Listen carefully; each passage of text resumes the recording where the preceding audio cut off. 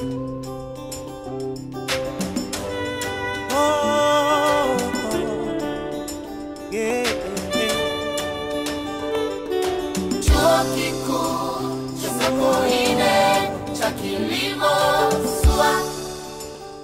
saizi mpenzi mtazamaji, karibu tena katika sehemu nyingine ya podcast. Ni siku nyingine tena. Na leo tunaendelea na podcast yetu ya Kilimo Tija, ukombozi wa uchumi kwa vijana.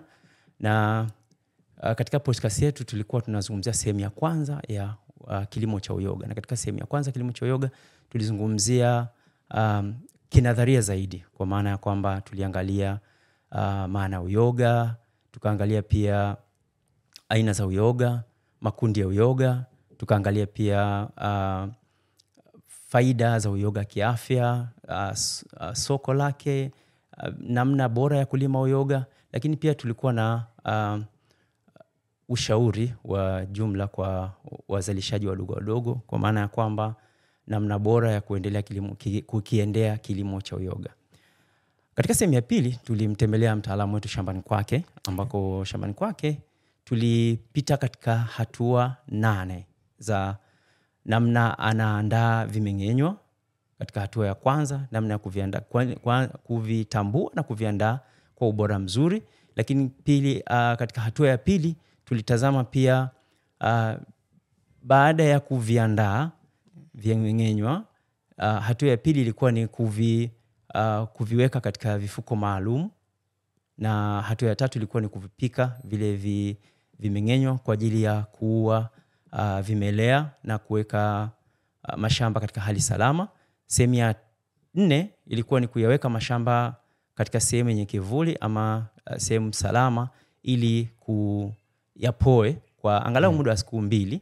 Kisha sehemu ya 3 ni kupanda sehemu ya 5 ilikuwa ni kuweka mbegu katika mashamba, ambapo tulisema hapa kunahitajika panahitajika utulivu mkubwa, lakini pia panahitajika usalama mkubwa, kwa sababu ni swala ambalo linahitaji linagusa afya za watu. Kwa hiyo ili kuweka salama uzalishaji wako, unahitaji kuwa msafi, unahitaji mazingira yawe safi, na wewe pia unahitaji kujiandaa kwa usafi mkubwa ili kuweka mbegu katika shamba. Na sehemu ya katika sehemu ya 6 ilikuwa ni kuyatoa mashamba baada ya kuweka mbegu, kuweka kwenye chumba cha giza kwa muda wa mwezi mzima mpaka shamba litakapo kamilika.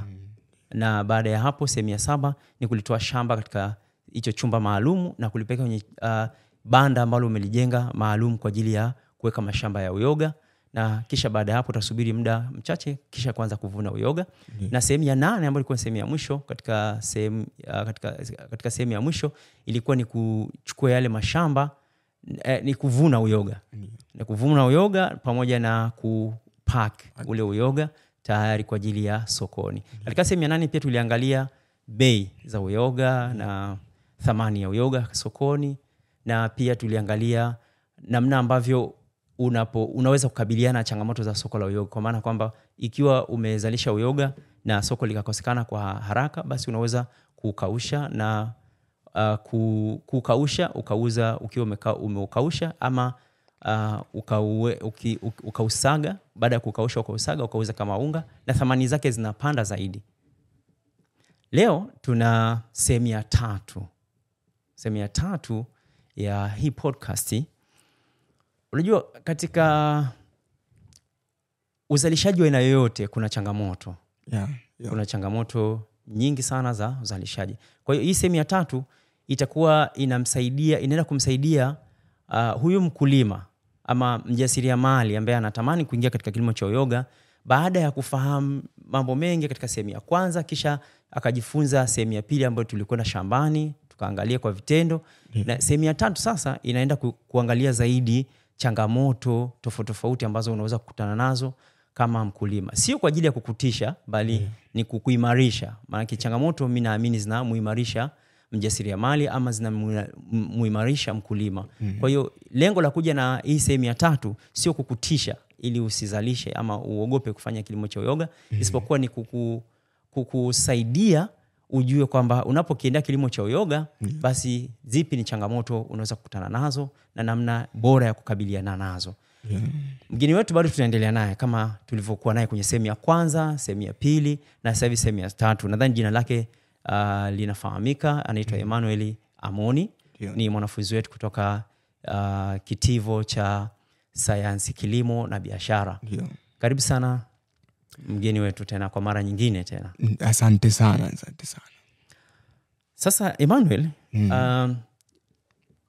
tukiachana sehemu ya kwanza, tukaachana sehemu ya pili, sasa tuko sehemu ya 3. Sehemu ya 3 mimi nitamani tuangazie vitu vya msingi sana ambavyo sio kwa lengo la kumtisha mjasiriamali ambaye anatamani kuingia katika kilimo cha uyoga au mkulima mdogo anataka kuingia katika kilimo cha uyoga, isipokuwa ni kumsaidia ili ajue kwamba unapoingia kwenye kilimo hichi mambo gani ya msingi uzingatie.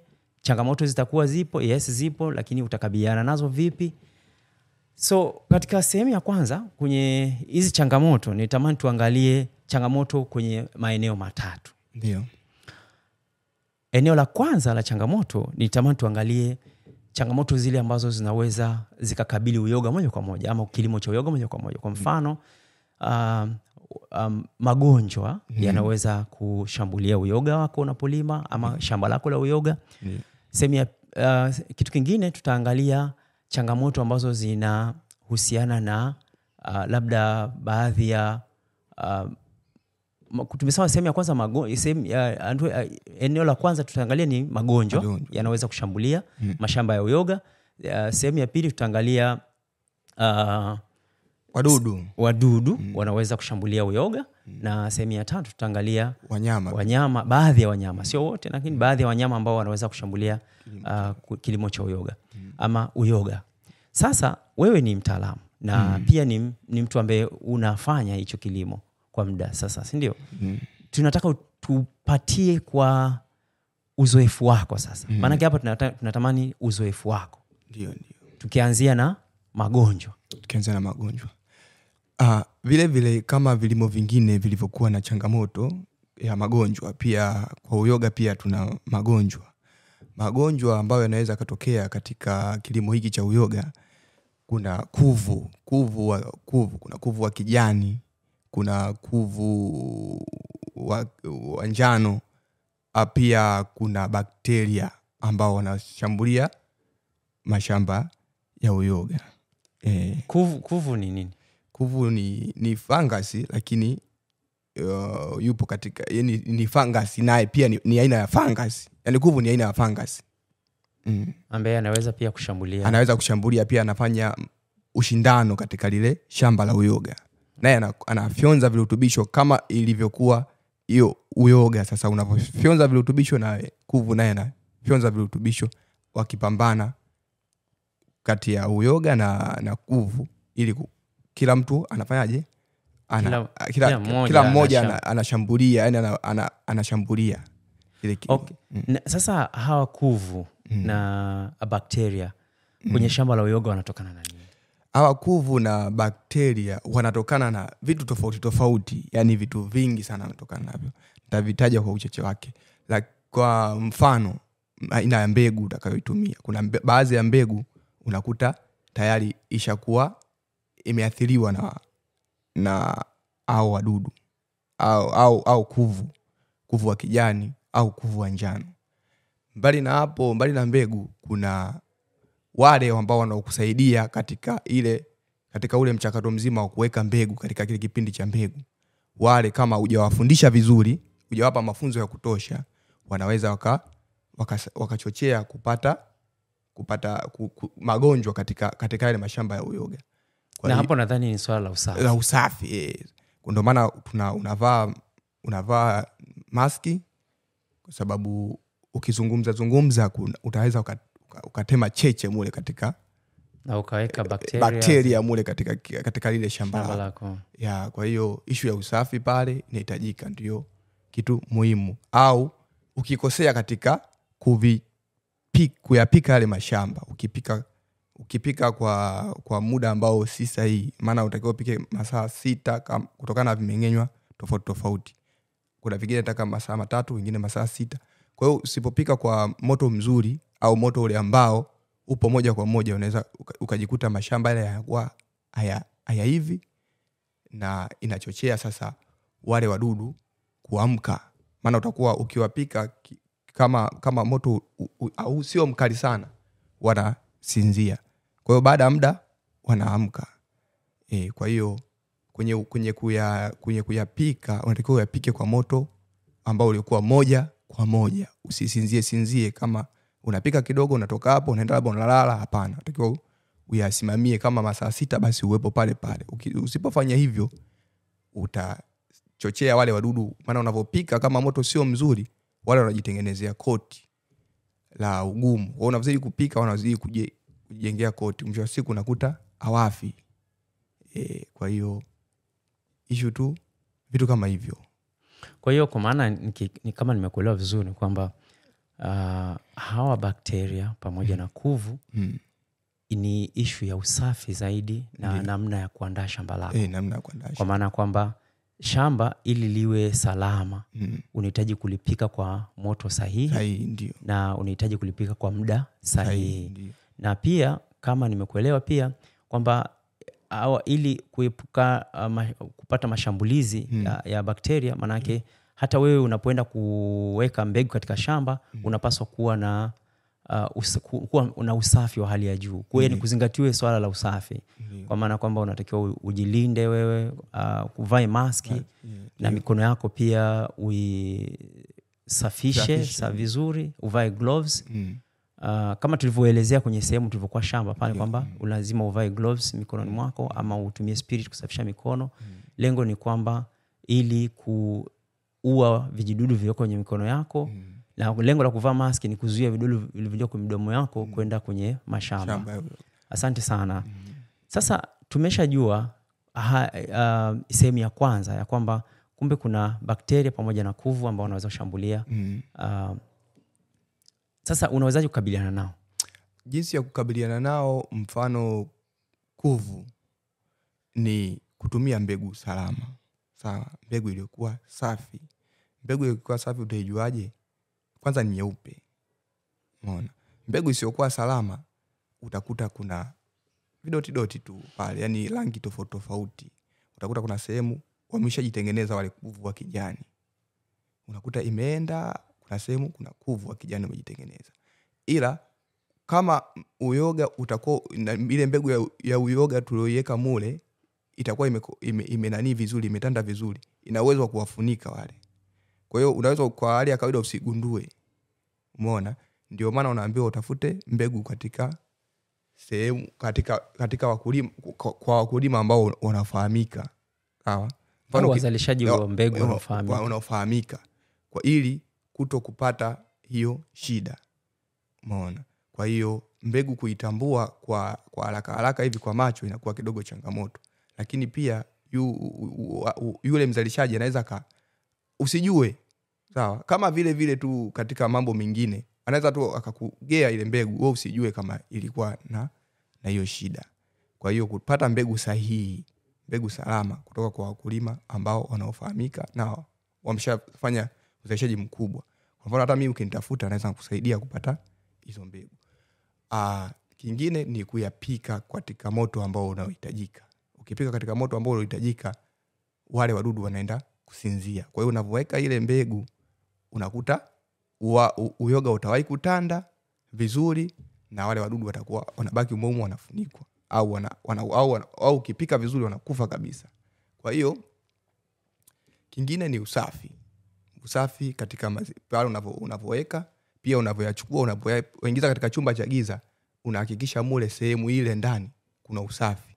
Yani hata panya wasiingie, kwa sababu panya huwa wanapenda kile kipindi cha ule uyoga kutanda, naita mycelia zinavyo colonize pale, zinavyotembea pale, inakuwa inamvutia panya, harufu ile inakuwa inavutia. Kwa hiyo panya anang'ata shamba moja, anakuja anang'ata lingine, na pia panya anasambaza au bakteria na kuvu. Kwa king'ata huku anakuja anang'ata kule, anakuja anang'ata kule. Kwa hiyo unajikuta mashamba karibia yote yameharibika. Nadhani hapo umeingia kwenye sehemu ya pili ya wadudu ambao wanaweza kushambulia pamoja na wanyama. Baada ya kuangalia sehemu ya bakteria na kuvu, kuna wadudu na wanyama wanaweza shambulia mashamba ya uyoga. Wadudu wapo wadudu mfano kuna nzi wa uyoga. Wapo wanazunguka kwenye uyoga, wanataga. Wakisha taga, baada ya muda wanatoka wale katapila, wale wanaanza kula uyoga. Kwa unavyoula uyoga unapoteza ubora. Pia kuna mende, pia nao wanakula uyoga. Mende wanakula uyoga. Pia na konokono, wao wana uwezo wa kula uyoga, wanaweza kumaliza wote. Konokono wanakula vizuri uyoga. Na wanyama panya ndio anasumbua sana. Tena sumbua kweli kweli kama usipokuwa makini. Ana uwezo wa kula mashamba kipindi yanapotanda pale kwenye chumba cha giza kile. Ana uwezo wa kula mashamba karibia yote. Umeona? Pia na kuchochea magonjwa. Anaweza kuleta kama kibebeo cha magonjwa. Anaweza kuleta magonjwa katika mashamba yako. Pia katika kule sehemu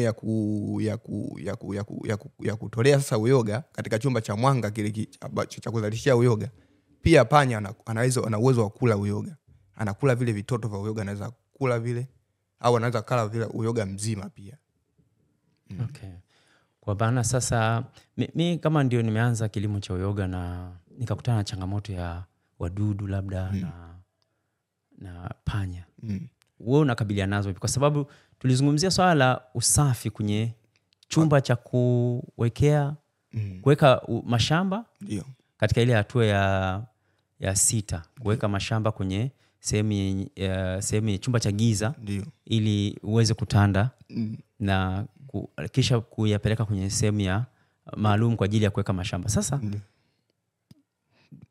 ukiwa makini manake unawezaje kuzuia hawa wadudu? Ndio. Kwa mfano watu wanapopambana na hawa wadudu mara nyingi wanatumia sumu. Ndio. Si ndio? Wanatumia sumu kwa maana kupambana na mende ama nzi ama panya, mtu anaweza kutumia sumu.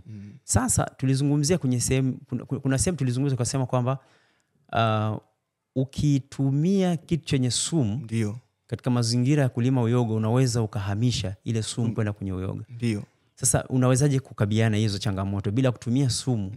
Yaani uyoga wako ubaki salama na ukawa umeweza kukabiliana na hawa wadudu. Ni rahisi tu, sawa.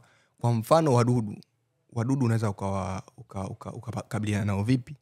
Kuna katika hizi nani za kilimo, maduka ya kilimo, sawa, wanauza kuna vitu fulani vinaitwa sticker zile ambazo ukipita baadhi ya mashamba unakuta zimening'inia za blue za rangi tofauti tofauti.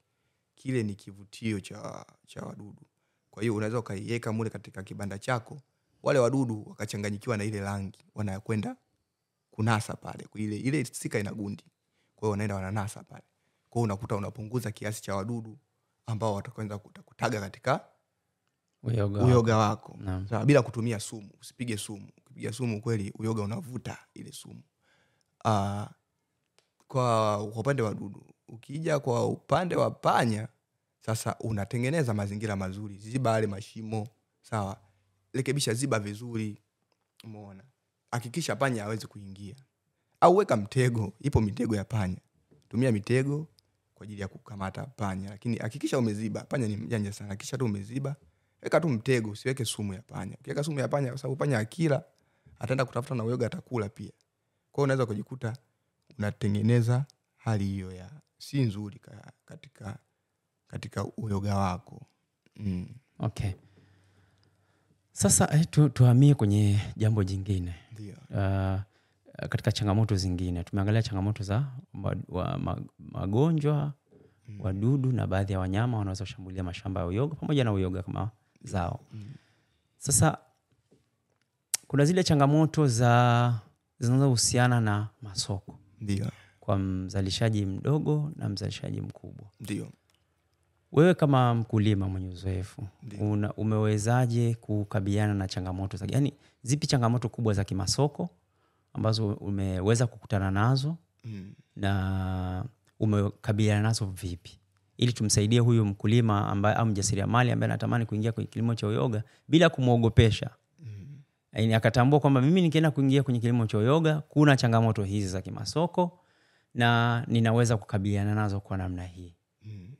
Changamoto zilinikuta, yani kama vile zilivyonikuta katika magonjwa na nikaweza kuyatatua, basi kwenye soko nayo pia niliweza kukutana nayo.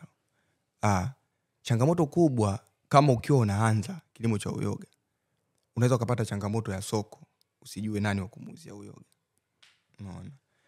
Ila unavyozidi kukua, basi ndio unaweza sasa kuwaona wateja. Kwa hiyo kama umezalisha robo, umeona? Leo umezalisha robo, maana mpaka kuja kutoka tena unakuta wiki ijayo. Kwa unakuta hapa katikati kama ulikuwa mteja wako labda alikuwa anahitaji mara kwa mara, unakuta unashindwa kumuuzia uyoga, anaenda kununua labda sehemu nyingine. Kwa hiyo inakupa wewe ugumu hata wa kwenda kutangaza biashara yako, kwa sababu ukizalisha kidogo, umezalisha labda ukiwa na mashamba machache, utazalisha robo, nusu, kilo moja, auzi kuzidi hapo. Kwa hiyo wewe mwenyewe itakuvunja moyo. Umeona? Yaani hapo nakusudia kwa uzalishaji mdogo, maana yake kwamba labda una mashamba machache sana. Machache sana. Yaani kwa mfano, yaani kama unajifunzia, lakini ukiweza sasa kukutana na wakulima, pale ndio unaweza sasa kuondokana na hiyo changamoto. Unaona misa mimi ndo naanza, lazima wajue wakulima wenzio. Sawa? Tengeneze network. Network. Yaani uyoga bila network hauwezi kutoboa. Kukiwa na umimi hapa huwezi kutoboa. Kwa hiyo lazima utengeneze network. Huwezi kufanikiwa kwenye uyoga. Ndio maana tunashindwa sana kuendelea kwenye kilimo hichi, kwa sababu mimi ni mimi, yani ukishajua uyoga utaki kumwelekeza mwingine. Kwa hiyo uweze kwanza kutengeneza network na wakulima wenzio, kwa sababu mwenzako akiishiwa utamgea, utamuuzia. Sawa? Yeye naye ukiwa unahitaji wateja, utanunua kwako, utalangua, utaenda kuwauzia wateja wako. Hapo ndipo unaanza kukua taratibu, na hiyo hali itakupelekea sasa wewe kuanza kuzalisha kwa kasi kubwa. Ila ukisema tu wewe mwenyewe umejifungia kwenye kibanda cha kwako, uyoga utajikuta unakula tu wewe mwenyewe. Kwa pia kwa mtu ambaye mkulima mdogo, labda kama anaweza akaanza na majirani wale tu wa karibu, akawa anawauzia kidogo tu. Anapima gramu, anawauzia kwa gramu. Umeona? Kidogo ili naye ajisikie hamu, kwa sababu unavozalisha kitu unahitaji upate wateja. Ukikosa wateja unakuwa wewe mwenyewe mkulima inakuvunja moyo. Kwa hiyo wewe uliweza kukabiliana vipi na hiyo changamoto ya masoko? Mimi changamoto hiyo niliweza kuikabiliana kwa kutafuta wakulima wenzangu. Nikaanza kuwapata. Ikabidi nianze kutafuta wakulima kutoka sehemu tofauti, pia kuanza kutoa elimu, basi jamani, uyoga una faida hii. Kwa hiyo nikawa nikiwapelekea muda mwingine. Kwa hiyo nilipoanza mimi nikawa napata shida kupata wateja. Kwa hiyo nilichokuwa nafanya sasa, naenda kwa majirani na nawapatia kama sample kidogo. Kwa hiyo wao walikuwa wanatumia. Kesho wakishatumia wananiambia, bwana, huu uyoga ni mtamu. Kwa hiyo pale najikuta natengeneza mteja. Kwa hiyo manake kwamba ili uweze kukuza soko lako kwanza la uyoga, ujifunze market, kutengeneza soko mwenyewe kwanza. Ndio. Na njia nyingine ni kujiweka karibu na wakulima wenzio. Ndio. Watakusaidia kujua wapi soko linapatikana. Ndio. Na kuna siku ile kuniambia soko la uyoga ni kama limefichwa, yani limejificha. Yani unaweza kulima usijue mteja yuko wapi, na mtu mlaji pia hajui anatakiwa kununua wapi. Yani tofauti na bidhaa zingine ambao unaweza kujua mteja anapatikana sehemu fulani na mzalishaji anapatikana sehemu fulani. Yani uyoga soko lake ni kwamba nadhani hili unahitaji kulifanyia utafiti pia. Ndio nipo ndani inabidi kulifanyia utafiti kwamba una uyoga lakini hujui muuzie nani, na kuna mlaji lakini hajui kanunua kwa nani. Ndio. Okay. Hiyo nimekuja kuigundua baada sasa kuzidi kukua taratibu. Najua kabisa hapa kuna gap lipo. Sababu unakuta mimi naagiza uyoga kutoka sehemu fulani, yani nje ya mkoa, kumbe naona zalisha. Kwa hiyo kuna gap hapa lipo katikati. Kwa hiyo inahitaji tuifanyie utafiti. Wadau hilo ni elimu eneo la utafiti. La utafiti ya. Nitaenda mimi mwakani pia kufanya hiyo kitu. Okay. Sehemu nyingine ambayo nilitamani tuiangazie kwenye zile changamoto ni changamoto ya ubora. Ndio. Mara nyingi watu wanazalisha, lakini anaweza kwenda sokoni afaambia uyoga wako bwana ubora wake ni mdogo sana. Umeshakutana na hiyo changamoto ya ubora? Na maana hii sehemu ya tatu nitamani zaidi tutumie uzoefu wako wewe kama mkulima. Ndio maana unaona nakuuliza mara nyingi umeweza kukabiliana nayo vipi? Umeweza kukabiliana kwa sababu nataka tujue wewe kama mkulima ulikutana na hizo changamoto, lakini uliweza kutafuta njia ya kuzitatua na mpaka umefikia katika hatua hii kwamba umekuwa, japo bado unaendelea kutafuta njia za kukua zaidi, lakini kwa hatua uliofikia ni hatua nzuri na unaweza kuwasaidia wakulima ambao ndio wanaingia kwenye kilimo cha uyoga. Ndio. Ubora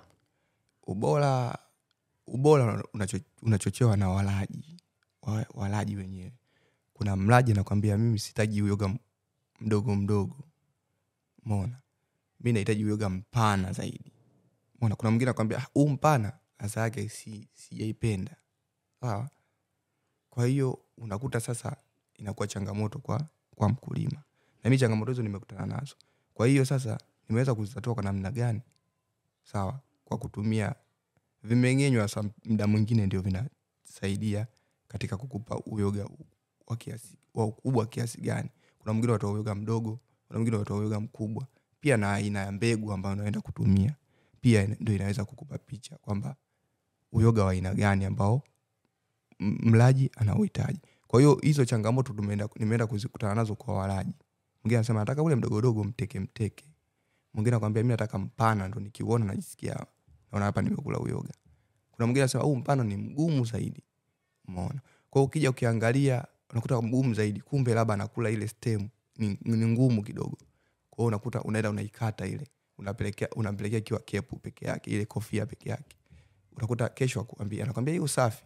Kumbe unagundua kumbe ile stem ilikuwa ina kwake yeye. Kwa sababu wengine wazee, sawa, anashindwa kutafuna ile stem. Sasa ukitoa ile stem unakuwa umetoa baadhi ya virutubisho. Lakini sasa unaangalia uhitaji wa mteja anachokitaka, au unamwambia akata ile stem. Yaani unafanya kujaribu kwanza. Nikikata hivi inakuaje? Kwa hiyo ukiona akusumbui unamwambia basi nakuletea, lakini kata hizo hizo stem kwanza ndio upate kula sasa kwa wewe unavyohitaji. Kwa hiyo changamoto ndio hiyo, walaji wenyewe wanakuambia bwana mimi nataka uyoga uliokuwa mteke mdogo mdogo au mkubwa au saizi ya kati au mtoto. Kwa hiyo anakuambia ndio hiyo changamoto. Sasa unakuja wewe kwako wewe ndio unaanza kuhangaika, unaweza kutatua kwa namna ipi? Kwa hiyo mimi niliweza kutatua kwa namna hiyo. Mpenzi mtazamaji, anapozungumzia stem kwenye uyoga anamaanisha lile shina la uyoga. Na sasa mimi kama mkulima mteja anaponiambia niondoe lile shina la uyoga, na aliwezi kuathiri uzito wa uyoga wako. Aliwezi kuasili kwa namna fulani kwamba kama utatoa ile stem utaikausha, ukishaikausha utasaga unga, basi utauza kama unga. Kwa hiyo kumbe unaweza ukakata yale mashina ya uyoga, ukayakausha na ukasaga ukauza kama unga. Na yeye akaendelea kupata kile alichokuwa anakihitaji. Ndio. Okay. Kikubwa kuangalia mteja anataka nini. Okay. Sasa hiyo ni sehemu ambayo tulikuwa tunaangazia zaidi namna ya kulinda ubora wa bidhaa yako sokoni, na namna ya kuangalia wateja wanahitaji nini na kulinda zile desire ama kulinda yale matamanio yao kwenye bidhaa yako. Sasa sehemu nyingine ambayo natamani tuangazie ni kila bidhaa ama kila uzalishaji unakuwa una wadau wake muhimu, na unakuwa pia una wateja na walaji muhimu. Ndio. Wadau wanaweza kuwa ni wateja hao, wanaweza kuwa pia ndio walaji wenyewe. Sasa uyoga. Ndio. Kwa uzoefu wako, akina nani hasa ni wadau wakubwa uyoga ama wateja wakubwa uyoga ama walaji wakubwa uyoga? Na tumsaidie huyu mjasiriamali ambaye anatamani kuingia kwenye kilimo cha uyoga aweze kufahamu tunapozungumzia wateja wa uyoga ni akina nani, ama wadau, ama walaji wa uyoga. Na wewe kwa uzoefu wako uliwapata vipi hawa? Tujue kwanza ni akina nani, alafu utuelezee wewe kama kwa uzoefu wako uliwapataje. Wateja ni watu tu wa kawaida hawa wa kila siku ambao tunapishana nao. Pia unaweza kwenda kuuza mahotelini pia na sehemu mbalimbali. Sana sana mahotelini na migawani, migawa kawaida. Pia kwenye masherehe, siku hizi ukienda kwenye sherehe ile wanaita kifungua kinywa, unakutana na supu ya uyoga. Kwa hiyo masherehe pia yamefika kuwa tunapata wateja kutoka kwenye masherehe. Yaani jioni leo ukifika pale kuna supu, unapiga supu kwanza, unakunywa supu kwanza, ndio unaendelea na mambo mengine. Kwa hiyo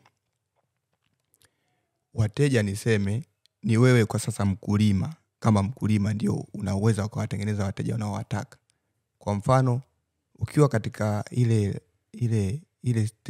pale stage ndogo ya uzalishaji, ina maana wateja wako wewe watakuwa ni watu wa kawaida tu. Lakini unapozidi kukua katika iko kilimo cha uyoga, ndio sasa unaweza ukaendea mahoteli. Kwa sababu kwa hapa Tanzania mahoteli yanaagiza uyoga kutoka nje ya nchi, kwa sababu ya kupata ule, yani ile niseme uhakika wa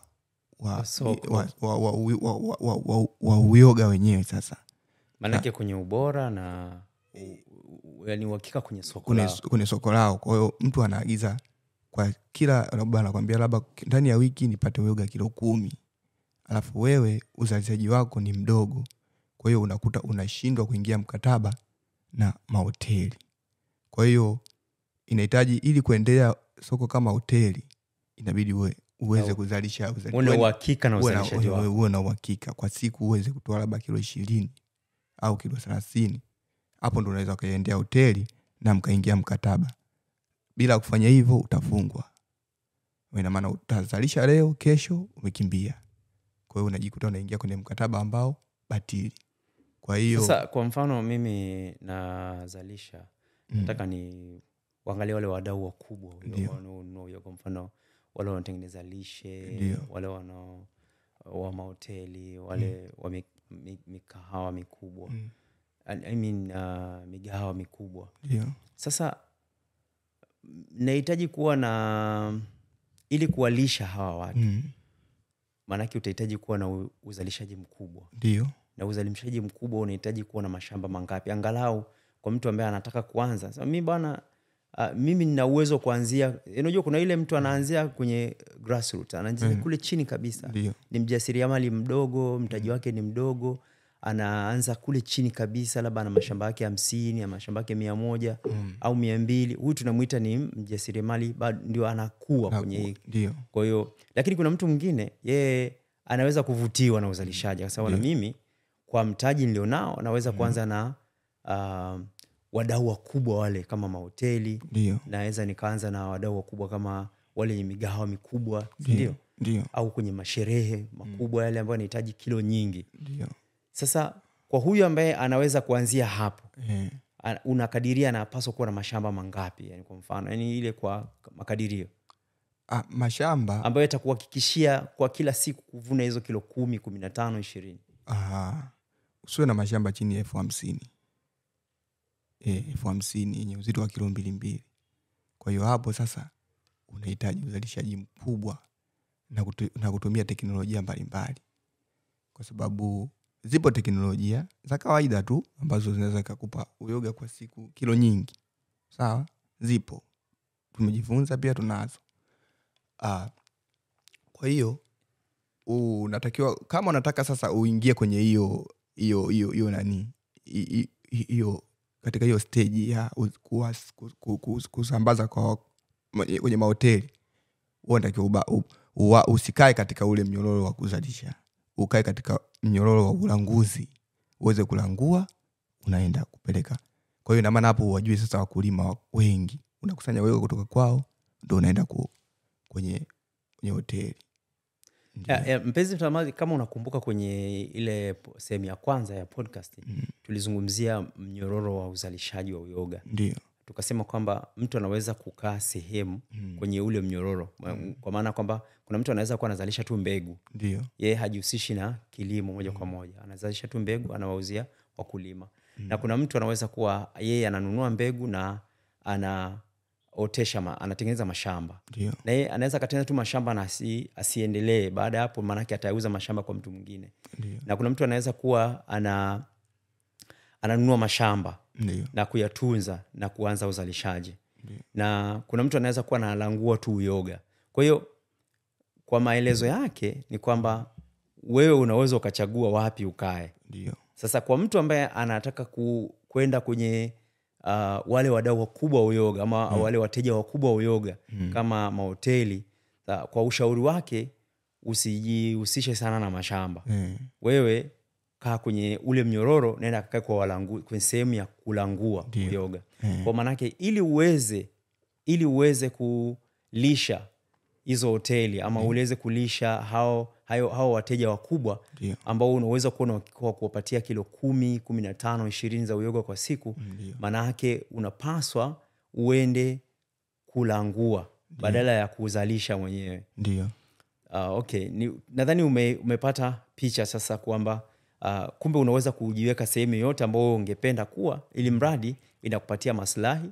Na sisi tulikuwa tunazungumzia pia kwa wale wakulima wadogo, kwa maana kwamba mtu anaweza kuzalisha kilo 2, kilo 3 kwa siku, kilo 4, kilo 5, si ndio?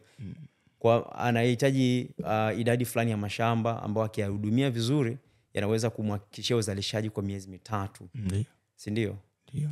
Kwa hiyo nadhani tuwe makini hapo kwenye ule mnyororo wa uzalishaji. Ndio. Kwa mtu ambaye anataka kuanza moja kwa moja kwenye uzalishaji mkubwa, na kuna mwingine anataka kuanza kwa uzalishaji mdogo, lakini lengo kubwa la hii podcast ilikuwa ni kuangazia hasa wale wajasiriamali wadogo ambao wanatamani kuanza kilimo cha uyoga.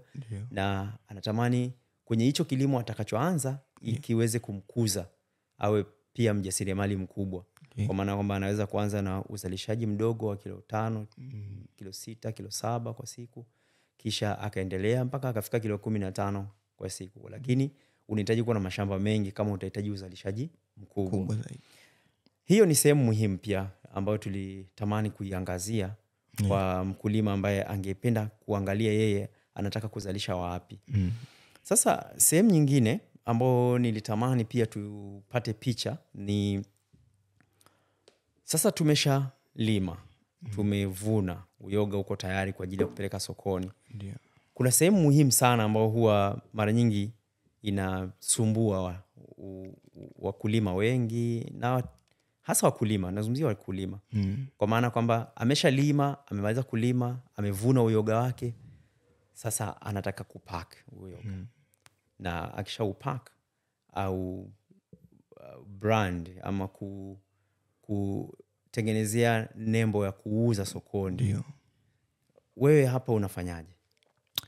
Mimi hapa natumia paneti. Kuna vile visahani fulani ambavyo unavinunua sokoni. Kwa hiyo vile visahani unachukua uyoga, unaupanga vizuri kabisa, unaufuta na tishu kuondoa zile vumbi au kuna ule udongo utakaokuwa pembeni, au yale mavumbi niseme mabaki yatakuwa pembeni. Kwa hiyo unaondoa kwa tishu, unasafisha vizuri, basi unapanga kwenye hizo paneti au ile visahani. Napanga naweza nikapanga nusu, naweza nikapanga robo kwenye kublandi, na nishaweka nani yangu kabisa, logo pale na bandika pale juu, basi napelekea mteja. Bandika sticker pale juu, nampelekea mteja pia. Kwa hiyo kwenye sticker kuna mawasiliano. Na mawasiliano kule, kuna namna yani nutritional value inayopatikana mule kwenye uyoga. Na jinsi ya kutumia au jinsi ya kupika, kama uyoga mkavu au ule wa unga jinsi gani unaweza kautumia, kuna maelezo mule. Okay. Kwa mteja anakuwa hapati shida sana. Na zipi changamoto sasa unaweza kukutana nazo kwenye hiyo hatua? Kuna hiyo hatua labda changamoto muda mwingine kwanza natumia muda mrefu. Yaani mpaka kuiandaa hiyo plate moja, hiyo sahani moja inatumia kidogo muda mrefu. Lazima umakini uwepo na usafi wa hali ya juu. Sababu ukimfungia mtu tu tofauti, utakuta kuna wadudu labda wanapenda kukaa kwenye uyoga, utakuta wanaonekana katika ile plate. Ukimpelekea mteja anasema mbona sielewi. Unaona? Kwa hiyo inabidi usafishe uyoga mmoja. Umeona? Kwa hiyo changamoto nyingine labda kuzinunua zile sahani. Umeona? Kwa hiyo changamoto ipo hapo kuzinunua zile sahani. Yaani nazungumzia pesa, inabidi ukanunue sasa ili uweze kumgea mtu kitu kipo katika mazingira mazuri. Kumpatia mtu kumpatia mtu kumpatia mteja bidhaa yako ikiwa katika mazingira mazuri. Sababu mtu hapo kuna issue ya hygiene. Mtu anataka kitu kilichokuwa kwenye usafi, ndio ana uwezo kununua. Uwezi tu kumpelekea mtu yoga kutoka katika mifuko tu ya kawaida ya nailoni, kidogo inampa uoga wa kuchukua bidhaa yako. Kwa hiyo manake lazima uwe makini sana kwenye kuandaa vifungashio vyako. Na vifungashio vyako vinapaswa kuwa na ubora. Ndio. Kisha uhakikishe uyoga ulio nao unausafisha vizuri. Ndio. Na unaupanga vizuri kwenye vifungashio vyako. Ndio. Kisha baada ya hapo unaweza kuweka lebo ama ile nembo, sticker yako ambayo ina maelezo. Ya okay. Nadhani hiyo ni sehemu muhimu pia, kwa sababu mara nyingi biashara inaweza kufeli ama ikashindwa kufanikiwa, hasa unapokuwa una changamoto za kutengeneza vifungashio visahihi na kuongeza thamani kwenye bidhaa yako. Ndio. Na tuangalizie sehemu ya mwisho sasa ambayo natamani sasa hapa tuna vijana wengi ambao wanakaribia kumaliza vyuo, na wengine bado wako vyuoni, na wanaweza kuwa wanatazama au wanafuatilia hii podcast. Na wangependa kujua sasa, sisi tumeshajua kwa nadharia katika sehemu ya kwanza. Tumeenda kwenye sehemu ya pili, tumeangalia shambani kwako jinsi unaandaa na jinsi unapaki vile vimeng'enywa kwenye mifuko na ambao ni mashamba yenyewe. Sasa sehemu ya tatu tumezungumzia changamoto zile ambazo zinaweza kuwa zinawakabili ama zinaweza kukukabili wewe kama mkulima. Ndio. Nini sasa ushauri wako kwa kijana ambaye anatamani na siku moja aingie kwenye kilimo cha uyoga? Ushauri wangu kwa vijana ambao wanatamani kuingia katika kilimo cha uyoga, kwanza watambue kilimo cha uyoga ni kazi kama kazi zingine, na mtu anaishi tu vizuri kabisa kwa kupitia kilimo cha uyoga. Yaani ni kazi kama kazi zingine. Kwa hiyo unahitaji umakini, pia inahitaji ujuzi. Kwanza apate ujuzi wa kutosha ili asiweze kuingia katika changamoto mbalimbali ambazo zinaweza zikamvunja moyo, kwa sababu ni kazi ambayo ya taratibu inahitaji pia na muda kujifunza ndani yake. Kwa sababu kila unazidi kufanya unazidi kugundua kuna kitu hiki, kumbe kuna changamoto hii. Kwa hiyo kwa mimi nilikutana na changamoto za kutosha tu katika kujifunza, kwa sababu sikupata mtu sahihi wa kuniongoza. Kwa hiyo nilikuwa napambana mimi mwenyewe kujua, kutafuta maarifa tofauti sehemu tofauti. Nikakutana na watu kutoka nje ya nchi pia walinisaidia kujua hichi kilimo. Kwa hiyo kuna kitu cha kujifunza katika kilimo cha uyoga. Wewe unatakiwa uangalie unapokuja kujifunza kilimo cha uyoga, kwanza uanze kidogo kidogo. Uanze kidogo kidogo, ila uangalie utakaa katika stage gani katika ule mnyororo wa thamani. kama utakuwa katika wewe unazalisha tu uyoga, basi uzalishe tu uyoga. Kama utajihusisha na kuzalisha mbegu, basi zalisha mbegu. Wengi wanakuja wanakuambia nataka tujue kujifunza mbegu na uyoga. Mwisho wa siku vile vitu huwa kama vinaingiliana, kwa hiyo vinakuwa vinasumbua. Unajikuta unazalisha mbegu nauza. Wewe unashindwa kuzalisha, kwa unabaki upo kati. Kwa hiyo inabidi uangalie, kama mimi nitazalisha mbegu tu, nitakuwa na wauzia wakulima, wateja wangu watakuwa wakulima. Kama mimi nitazalisha uyoga tu, basi nitaweza kuwauzia watu mahotelini, watu sehemu tofauti, na utaona unakuwa. Kuliko ukisema uchanganye. Ukichanganya mambo kidogo unachanganyikiwa. Utashindwa, kilimo kitakusumbua, kilimo cha uyoga. Bora ubakie kama mimi nitabaki na kuzalisha tu, basi. Kwa sisi ambao tunaweza kuwasaidia baadhi ya watu, inabidi nifanye hivyo. Yaani inabidi nifanye hivyo kwa ajili ya kutoa mafunzo, kuwasaidia watu ambao wanataka kujifunza. Kwa hiyo lazima nijue vyote. Lakini pia unaweza kujua vyote, lakini pia ni vizuri kujua vyote. Lakini wewe unatakiwa uangalie sasa nabaki wapi. Umeona? Kama wewe ufanye zote. Mimi nafanya zote. Vyote. Nazalisha mbegu na pia nazalisha uyoga. Na unazalisha mashamba. Nazalisha mashamba. Kila kitu nafanya. Yaani kila kitu nafanya. Lakini naona ugumu unakuwa mkubwa sana. Mpaka muda mwingine nadiriki nitafute wakulima waniuzie mbegu. Umeona? Ili niweze kwenda kwa kasi, kwa sababu ukizalisha mbegu kuna muda pia wa kusubiri.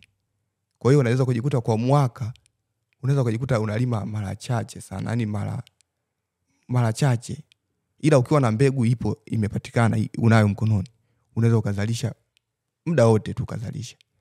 Umeona? Lakini kama ndio unataka kuchanganya vyote, basi unaweza ukachanganya vyote. Umeona? Kwa hiyo changamoto inapokuja hapo, unatakiwa uangalie tu mimi nabaki katika sehemu gani ambayo itakayonipa mimi faida. Kila sehemu ina faida pia. Kwa hiyo inategemea na wateja, wewe unataka wateja aina gani. Kwa hiyo ina maana wewe sasa ukiamua nazalisha uyoga tupu, basi zalisha tu uyoga tupu. Kama unafanya vyote, ina maana jizalishie mbegu na ufanye mwenyewe, na ujizalishie mashamba yako mwenyewe. Hiyo ndio itakuwa usalama zaidi, hata kuepuka magonjwa mbalimbali ambao unaweza. Sasa kwa mtu ambaye anaanza kilimo, unamshauri aanze vyote? Kwa mimi namshauri aanze kwanza na kuzalisha uyoga. Akishakuwa na uyoga wa kutosha ndio afuate sasa mbegu, kujua namna gani ya kuzalisha mbegu ya uyoga. Mimi nashauri hivyo. Nikishaona huyu mtu anakuja anataka kujua vyote, najua huyu mtu anaenda kuanguka sehemu fulani. Utazalisha mbegu, utamuuzia nani? Utamuuzia nani mbegu? Sababu wakulima saizi wengi wanaanza kujua kuzalisha mbegu. Wewe utamuuzia nani? Watu wanataka final product, wanataka ile uyoga, hawataki mbegu. Mtu akija kwako hataki uyoga, hataki mbegu, anataka uyoga. Kwa hiyo wewe sasa hivi kuna namna unafanyia mafunzo? Kutoa mafunzo. Unatoa mafunzo kwa wajasiriamali ambao ndio natoa mafunzo, na wapo wanaendelea kuzalisha uyoga. Kwa hiyo unawafundisha vyote ama unawafundisha baadhi ya vitu? Ama kuna watu specific wanakuja kwamba labda mimi bwana nifundisha kutengeneza mbegu, mwingine anakuja labda nifundishe kuandaa mashamba na kuzalisha mashamba? Watu wanapokuja kwako anakuambia nataka nijue kilimo cha uyoga. Kwa hiyo anakuwa ajui kama kuna mbegu ya uyoga. Kwa hiyo sasa wewe ndio unamchagulia sasa nimweke katika na cheni ipi, na unamshauri ukienda kwenye hapa kuna changamoto utapata. Zalisha kwanza mashamba ya uyoga yakiwa mengi, ukiwa unaona uyoga wa kutosha, sasa pale ndio unaanza kujaribu na mbegu. Taratibu unaanza kujizalishia sasa na mbegu zako kidogo. Huko unafanya mazoezi. Pia usipofanya hivyo, na maana huko utakutana na magonjwa, na kwenye uyoga utakutana na magonjwa. Kwa hiyo kuna mahusiano kati ya mbegu na kile kipengele cha kuzalisha uyoga. Kwa hiyo ukizalisha mbegu tofauti, ukikosea, ina maana na kule uyoga unakosea. Kwa hiyo lazima uwe makini sana. Ujue mbegu inazalishwa kwa namna gani na zipi changamoto zipo kwenye mbegu. Sababu ukikosea kwenye mbegu kule unakosea pia. Kwa hiyo lazima umuandae mtu kwanza, ajue kwanza anatakiwa akae wapi. Anapokuja kwako, na maana unamsikiliza huyu anataka nini. Mtu paka anakuja kwako anataka nijue kutengeneza mbegu, huyo tayari ashaanza kupata mwanga wa kilimo cha uyoga. Kwa hiyo huyu unakuwa unajua sasa wewe unataka mbegu kwa namna kwa aina kwa namna ufanyeje, unataka niwauzie wakulima. Kwa hiyo unajua sasa huyu anajua, lakini wakulima wengi wanakuja wanakuambia nataka nijue kulima uyoga. Pale ndio unakuja kugundua sasa, kama huyu anataka kulima uyoga, mimi nitamsaidia kuandaa mashamba ya uyoga, kila kitu. Baadaye sasa akishakuwa ndo namwambia sasa kuna mbegu pia unatakiwa uanze kujifunza kutokana sasa na uzalishaji wako, kwa sababu ukianza vyote kwa pamoja utakata tamaa, sababu ni vitu vina mahusiano. Ukikosea huku basi unakosea huku na unapata hasara, mifuko ile kununua, leba wale watu wafanya kazi wale, kwa unajikuta unazalisha unapata hasara. Okay, mwisho kabisa, ndio nini wito wako sasa kwa wadau ambao wangependa, kwa sababu kuna wadau wanapenda kuwekeza. Mimi naweza siwe mjasiriamali mdogo, labda kuna mdau mmoja anatamani sasa, okay, nimeshasikiliza, nimefahamu kwamba naweza nikafanya 1 2 3. Sasa wito wako nini kwa wale wadau ambao wangependa kuwekeza kwenye kilimo cha uyoga? Hapa sasa ni kwa wadau ambao wangependa kuwekeza kwenye kilimo cha uyoga. Whether tunaweza kuwa na taasisi labda za kilimo ama taasisi tofauti ambazo labda taasisi za lishe ambazo ambao tunatamani wazalishe sana ili waweze kukidhi mahitaji ya uyoga kwenye maeneo ambao wanafanyia kazi. Yaani kwa mfano watu wa lishe wanatamani, na labda ana taasisi inayohusiana na lishe, anatamani mimi bwana ngoja niwekeze kwenye uyoga ili nikidhi mahitaji ya uyoga kwenye product zangu za lishe. Labda kuna mdau mwingine, labda ni mfanyabiashara anatamani kuwekeza kwenye kilimo cha uyoga. Wito wako ni nini kwa hao watu? Wito wangu kwa wadau mbalimbali ambao wangependa kuwekeza katika kilimo cha uyoga, ni waondoe tu wasiwasi kwamba wawekeze, kwa sababu ni kilimo ambacho ukiweza kujiingiza mule, kama ukikosa soko kwa wakati huu, basi unaweza kubadilisha ule uyoga ukaukausha, ukautumia kwa kipindi kingine, ukauza kwa kipindi kingine. Kwa hiyo niseme kwamba hakuna hasara katika kilimo cha uyoga. Kwa hiyo nakaribishwa pia kuwekeza katika kilimo cha uyoga, kwa sababu kina faida kiafya pia na kiuchumi. Ndio. Asante sana Emmanuel kwa kushiriki na sisi tena katika sehemu ya 3, ambayo ni kama tutakuwa tuna sehemu ya 4 ambayo labda itakuwa inalenga kuzungumzia kitu fulani, tutakuomba uje utuelimishe tena kwa mara nyingine. Wanakupataje sasa? Kwa kunipata mimi, unaweza kunipata kwa mawasiliano ya kawaida, ni kupitia namba za simu ambazo ni Airtel na Voda. Ya Airtel ni 078 54 56 041. Hiyo ni Airtel. Ya Voda ni 07 54 59 89 12. Na kama una email ni emmanuel.ngunwa@gmail.com, au unaweza kunitafuta kwenye mitandao ya kijamii Ngunwa Uyoga, utanipata kule.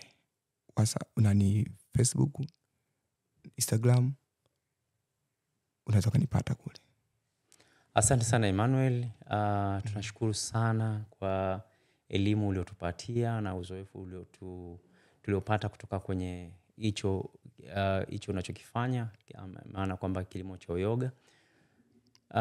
Asante sana pia mpenzi mtazamaji kwa kuwa na sisi mpaka muda huu, kwa uvumilivu wako. Lakini tunaamini kuna kitu umepata, kuna kitu umejifunza, na ukitaka kuendelea kujifunza zaidi, kama alivyosema hapa Emmanuel, amekuachia mawasiliano kwa mtu ambaye anataka kuanza kujifunza, kwa mtu ambaye tayari analima, labda anakutana na changamoto, angependa kujua anazitatua vipi changamoto zake. Unaweza kuwasiliana na Emmanuel hapa. Atakuelekeza namna nzuri ya kukabiliana na hizo changamoto kama tayari unazalisha, ama kwa yule ambaye anataka kuanza kabisa, hajui nini cha kufanya, unaweza kufuatilia video zetu kuanzia sehemu ya 1, sehemu ya 2 na hii sehemu ya 3. Itakupatia picha ya nini unapaswa kufanya unapotaka kuingia kwenye kilimo cha uyoga. Ndio. Kwa ufupi na kwa upana wake, lakini pia ukitaka kuingia kwenye kilimo cha uyoga ni kutoa wasiwasi. Ndio. Wataalamu wapo kufundisha, wapo wataalamu wanaozalisha mbegu, wapo wataalamu wanaozalisha wanaweza kukuelekeza namna ya kuzalisha uyoga. Ndio. Ni kitu cha muhimu sana. Mimi nitoe ushauri kwa vijana ambao wamemaliza vyuo ama wapo katikati ya masomo au wako mwanzo wa masomo. Kuwa mwanafunzi hakukuzui kufanya jambo jingine ambalo linaweza kuwa la kuzalisha. Kwa hiyo unaweza ukawa mwanafunzi na pia bado ukaendelea kuzalisha, kwa sababu mwisho wa siku hiyo elimu unayoitafuta ni lengo lake ni ikusaidie kutatua changamoto zilizopo. Kwa hiyo tambua kwamba changamoto zipo. Wewe unapaswa kujua tu changamoto gani inatukabili na namna gani unaweza ukaitatua hiyo changamoto kwa kuongeza thamani kwenye vile vitu ambavyo watu wengine wanaviona vya kawaida kabisa. Kwa hiyo nikushauri mpenzi mtazamaji uendelee kufuatilia vipindi vyetu kama ada yetu. Tutaendelea kukuletea vipindi vizuri vyenye kuvutia. Na wakati mwingine pia tutakuletea kilimo cha aina nyingine ambacho kinaweza kuwa ni sehemu ya kukuelimisha na kukukuza kiuchumi. Asanteni sana, tunawatakia wakati mwema.